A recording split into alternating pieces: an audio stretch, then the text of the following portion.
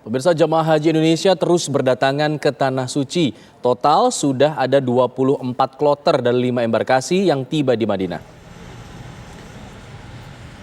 Suasana haru dan bahagia pun terpancar dari para jemaah haji Indonesia saat mereka tiba di Bandara Amir Muhammad bin Abdul Aziz di Madinah, Arab Saudi. Hingga Rabu pagi sudah ada 9.392 jemaah haji Indonesia dari 24 kloter dari 5 embarkasi yang tiba di Madinah. Para jamaah haji mendapat pondokan yang jaraknya 500 meter dari Masjid Nabawi.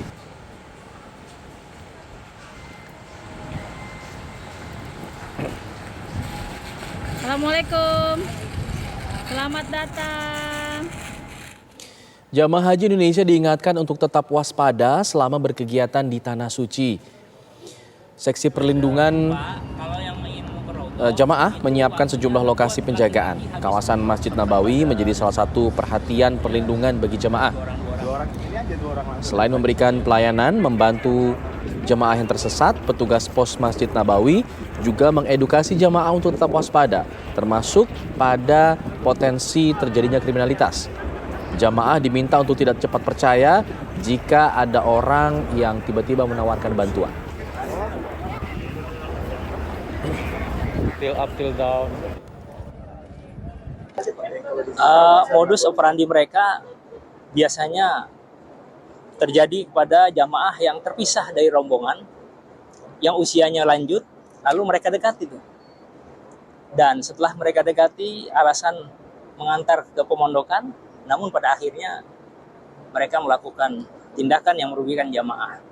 Hal ini terjadi juga atau yang melakukan hal tersebut juga bukan hanya orang-orang yang di sini, tapi juga nyatanya orang Indonesia sendiri yang melakukan hal itu. Antisipasi agar tidak terjadi lagi dalam tahun ini kepada jamaah. Untuk memperbarui informasi mengenai pelaksanaan ibadah haji 2022, kita bergabung bersama rekan Denny Swastika yang berada di Madinah, Arab Saudi.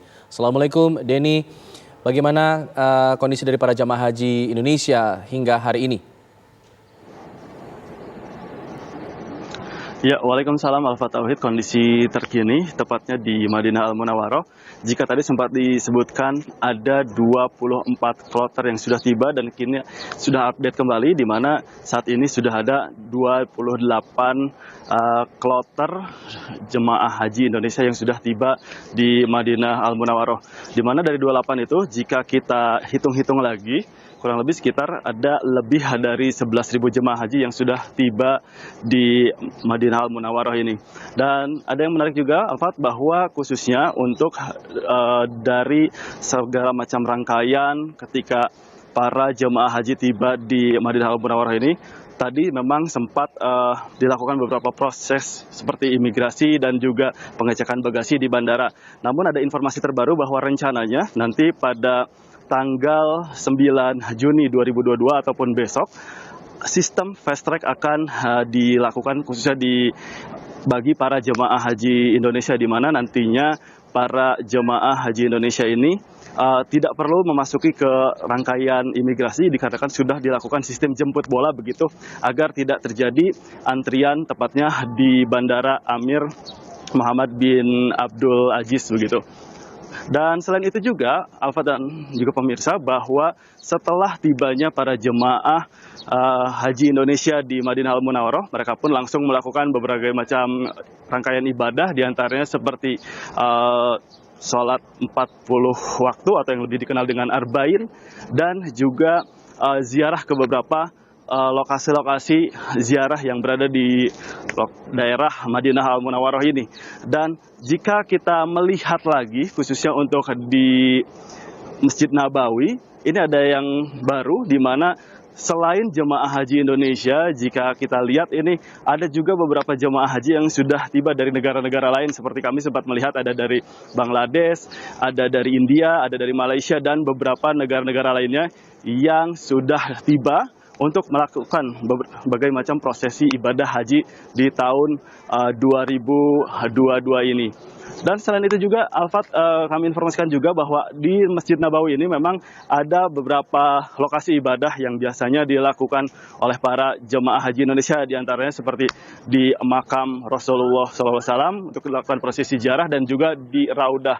Nah, untuk di Raudah ini ada informasi terbaru di mana pagi para jemaah haji Indonesia yang akan mendatangi lokasi tepatnya di Raudah ini diwajibkan untuk mendownload aplikasi ataupun mengisi begitu, yaitu aplikasi Etamarna dan juga eHajj, di mana nantinya dalam aplikasi tersebut akan ada jadwal-jadwal kapan bagi para jemaah untuk berziarah begitu ke Raudah tersebut.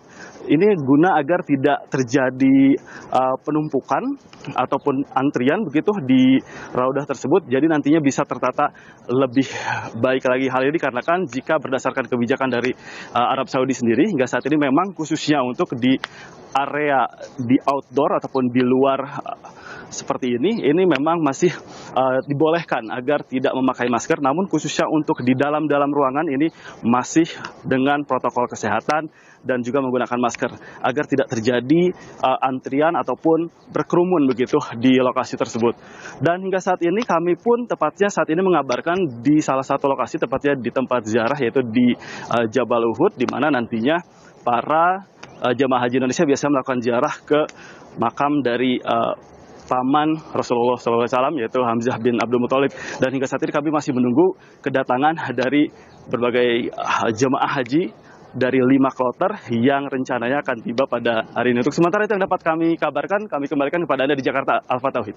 Denny, tadi Anda sebut ada penggunaan aplikasi baru untuk bisa masuk ke daerah Raudhah begitu ya, di Masjid Nabawi. Nah, bagaimana kemudian tanggapan dari jamaah haji Indonesia yang didominasi juga para lansia yang kemungkinan akan mungkin kesulitan untuk menggunakan aplikasi-aplikasi seperti ini? Iya, baik Alfa Tauhid, khususnya untuk jemaah haji Indonesia, ini ada aplikasi lagi, satu lagi namanya eHajj, di mana eHajj ini nantinya akan dikoordinir oleh satu orang, seperti misalnya dari ketua rombongannya ataupun dari siapa yang menjadi koordinir begitu dalam rombongan jemaah haji Indonesia. Dan nantinya dari eHajj tersebut didaftarkan nama-nama mereka, sehingga nantinya akan mendapatkan sebuah barcode yang nantinya bisa ketika akan memasuki di Raudhah bisa dicek, dan ketika itu sudah valid maka mereka bisa diizinkan untuk masuk. Tapi untuk personal sendiri, untuk yang tidak rombongan atau yang ingin sendiri-sendiri, ini bisa mendownload aplikasi Etamarna, di mana dalam aplikasi Etamarna tersebut nanti kita bisa melakukan registrasi begitu dengan nomor visa, dan nantinya kita akan ditunjukkan dengan jadwal-jadwal gitu, kapan saja bisa berkunjung ke Raudhah tersebut. Dan nanti jika sudah sesuai, nanti akan muncul juga barcode yang nantinya bisa ditunjukkan kepada para petugas yang berada di area Raudhah, tepatnya di area Masjid Nabawi Madinah Al-Munawwarah. Begitu, Alfat. Juga sebelumnya sempat dikabarkan ada himbauan kepada para jemaah haji asal Indonesia untuk mewaspadai tindak kriminalitas yang mungkin kerap terjadi. Apakah memang ini sering ditemui oleh para petugas haji di sana yang kemudian mendapatkan laporan dari para jemaah haji mengenai hal tersebut? Ya, betul sekali Alfa Tauhid. Memang hingga saat ini laporan-laporan seperti itu sempat terjadi. Bahkan jika kita mengkaji lagi berdasarkan informasi dari Kepala Seksi Perlindungan Jamaah Dakar Madinah, yaitu Harun Al-Rasyid, yang sempat mengatakan bahwa ada beberapa modus-modus yang biasanya dilakukan oleh para pelaku tindak kriminal tersebut, diantaranya seperti misalnya berpura-pura untuk mengantarkan para jemaah yang tersesat, namun pada saat mengantarkan tersebut nantinya ada tindak-tindakan seperti misalnya pencurian ataupun meminta sejumlah uang kepada para jemaah haji Indonesia ataupun pada para jemaah lainnya begitu. Dan ini tidak hanya dari penduduk lokal saja, melainkan juga terkadang ada dari penduduk-penduduk lainnya, bahkan dari warga Indonesia sendiri yang bisa jadi melakukan tindakan tersebut yang berada di area Masjid Nabawi. Oleh karena itu, dari petugas haji pun menghimbau kepada semua supaya agar senantiasa mengikuti beberapa arahan-arahan dari petugas haji agar nantinya proses ibadah haji dapat berjalan dengan lancar tanpa terkendala apapun. Begitu Alfat. Baik, Denny Swastika mengabarkan langsung dari Madinah Al Munawwaroh, Arab Saudi. Pemirsa, persiapan jamaah haji di sejumlah daerah akan kami hadirkan sesaat lagi. Tetaplah bersama kami di Kabar Siang. Untuk keluarga dari kloter 1 yang mana dari Kabupaten Tuban menyebar seperti Pak Yakti ini dari kota, Pak Talkah dari dari Sumurgung, dan saya dari kota.